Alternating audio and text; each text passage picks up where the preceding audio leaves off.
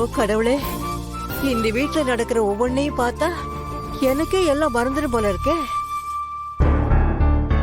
லட்சுமி, ஆதி எதுக்கு நம்மள பார்த்து யாருன்னு கேட்டுட்டு போனா? பாரதி, என்னதான் நடக்குது இங்க? சத்தியமா எனக்கு ஒண்ணுமே புரியல. இதெல்லாம் யோசிச்சா எனக்கு மயக்கமே வந்துடும் போல இருக்கு. ஏன், என்னாச்சு பாட்டி? என்ன ஆச்சா? ஆதி எங்க 2 பேரையும் தெரியாத மாதிரி உன்கிட்ட ஏதோ கெஸ்ட் வந்திருக்கிறதா சொன்னாரே, உனக்கு கேக்கலையா?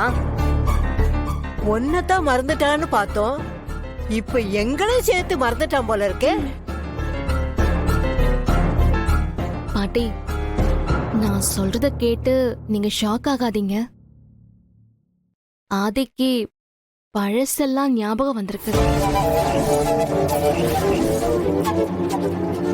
என்னடி சொல்ற பாரதி? ஆதிக்கு ஞாபகம் வந்துருச்சா? அப்போ உன்னை யாருன்னு தெரியுதா? அம்மா, அப்பாவுக்கு ஞாபகம் வந்துருச்சாமா? என்ன கூட ஃப்ரெண்டுன்னு தான் கூப்பிட்டாரு. வந்துச்சு, ஆனா முழுசா வரல. ஆனா இன்னைக்கு நடக்கிற இந்த பூஜையால அவருக்கு திடீர்னு ஏதோ ஞாபகம் வந்திருக்குன்னு எனக்கு தோணுது. ஏன்னா கிச்சனுக்கு வந்து ஆதி பேசினப்போ அப்படிதான் நடந்துக்கிட்டாரு. அப்பப்ப பழசெல்லாம் ஞாபகம் வர மாதிரி இருக்கு. எனக்கு என்ன சொல்றதுன்னே தெரியல பாட்டி. என்ன பாரதி சொல்ற? இப்படி எல்லாம் கூட நடக்குமா? நீ சொல்றத பார்த்தா ஆதிக்கு தானாவே பழசெல்லாம் ஞாபகம் வர ஆரம்பிச்சிருச்சுன்னு நினைக்கிறேன். என்னத்த சொல்றது, இந்த நேரம் பார்த்து உன் புருஷன்னு சொல்லிட்டு அந்த கடங்காரன் வேற வீட்டுல வந்து உக்காந்துருக்கா. இப்ப இந்த ஆதி வேற என்ன பண்ண போறான்னு தெரியலையே. 2 பேரும் வந்து பூஜையில உக்காந்துட்டா பூஜை யாரு கூட?